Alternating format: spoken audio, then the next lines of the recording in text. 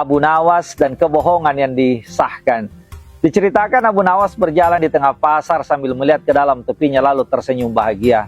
Orang-orang pun heran dan bertanya, "Abu Nawas, apa yang kau lihat dalam topimu membuatmu tersenyum bahagia?" Abu Nawas menjawab, "Aku sedang melihat surga dan dihiasi barisan bidadari." "Bisakah aku lihat?" tanya salah seorang yang penasaran di antara mereka. "Bisa," jawab Abu Nawas. "Tapi saya tidak yakin apa yang aku lihat bisa kalian lihat. Karena hanya orang yang beriman dan orang soleh saja yang bisa melihatnya." Salah seorang mendekat, lalu bersegera melihat ke dalam topi, kemudian menengok ke orang di sekelilingnya, lalu kemudian berkata, "Benar kamu Abu Nawas, aku melihat surga di topi dan juga bidadari."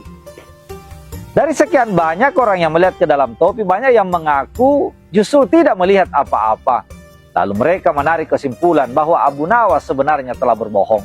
Mereka pun melaporkan Abu Nawas kepada raja dengan tuduhan telah menebarkan kebohongan di tengah masyarakat. Akhirnya Abu Nawas dipanggil oleh sang raja.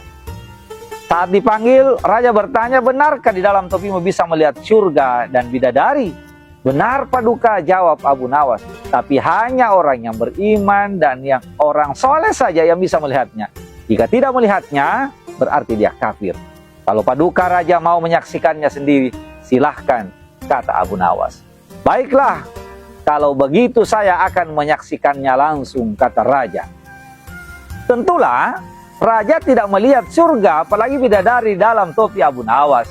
Tapi raja tiba-tiba berpikir, kalau ia mengatakan tidak melihat surga dan bidadari, berarti ia termasuk tidak beriman.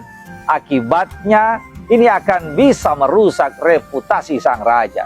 Maka raja itu pun berteriak girang, "Engkau benar Abu Nawas, aku menyaksikan surga dan bidadari di dalam topimu."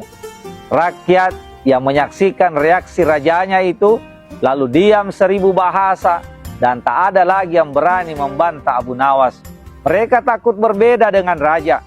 Raja khawatir dianggap dan dicap kafir atau belum beriman. Akhirnya konspirasi kebohongan itu yang ditebar oleh Abu Nawas mendapat legitimasi dari sang raja. Teman-teman, jika ketakutan sudah menenggelamkan kejujuran, maka kebohongan pun akan merajalela. Ketika keberanian telah lenyap, maka kebohongan akan melenggang kangkung sebagai sesuatu yang benar. Cerita ini dinukil dari opini Dr. Aswar Hasan bersama saya Arum Sping. Assalamualaikum warahmatullahi wabarakatuh.